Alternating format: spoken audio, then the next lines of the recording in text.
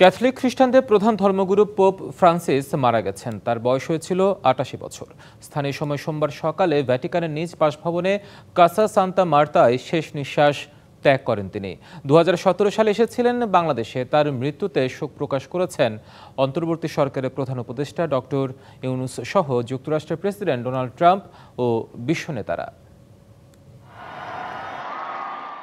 একদিন আগেই Easter Sunday উপলক্ষে ভ্যাটিকানের সেন্ট পিটার্স ব্যাসিলিকার বেলকনিতে উপস্থিত হন রোমান ক্যাথলিক চার্চের প্রধান ও সর্বোচ্চ ধর্মগুরু পোপ ফ্রান্সিস। হাজারো ভক্ত ও অনুসারীকে উদ্দেশ্য করে হাত নাড়িয়ে শুভেচ্ছা জানান তিনি। ডাক দিয়েছিলেন ইউক্রেন ও গাজায় যুদ্ধ বন্ধের। তবে পরের দিনই পৃথিবী থেকে চিরতরে প্রস্থান হল তার।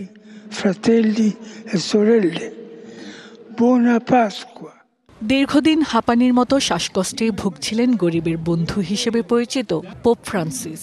গত ১৪ ফেব্রুয়ারি শ্বাসযন্ত্রের তীব্র সংক্রমণ নিয়ে ভর্তি হন রোমের অগস্টিনো জেমিলি হাসপাতালে। উভয় ফুসফুসে ধরা পড়ে নিউমোনিয়া।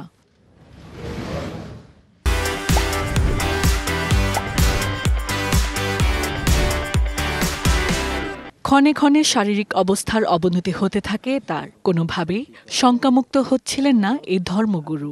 ফলে ৫ সপ্তাহ ধরে হাসপাতালে নিবিড় পরিচর্যায় ছিলেন তিনি। তবে পুরোপুরি সেরে না উঠলেও গত ২৩ মার্চ হাসপাতাল থেকে ছাড়া পেয়ে ফিরে এসেছিলেন নিজ বাসভবন কাসা সান্তা মার্তায়।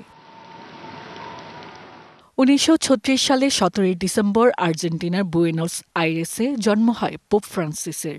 পুরো নাম জর্জ মারিও। ক্যাথলিক পুরোহিত হিসেবে তার অভিষেক হয় ১৯৬৯ সালে।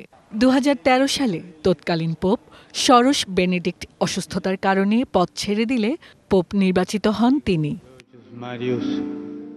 রক্ষণশীলদের নানা সমালোচনার তীরে তাকে বহুবার বিদ্ধ করা হলেও বিশ্বজুড়ে জনপ্রিয়তায় কমতি ছিল না তার। বহু দেশে সফর করে সাম্য ও শান্তির বার্তা ছড়িয়েছিলেন পোপ ফ্রান্সিস।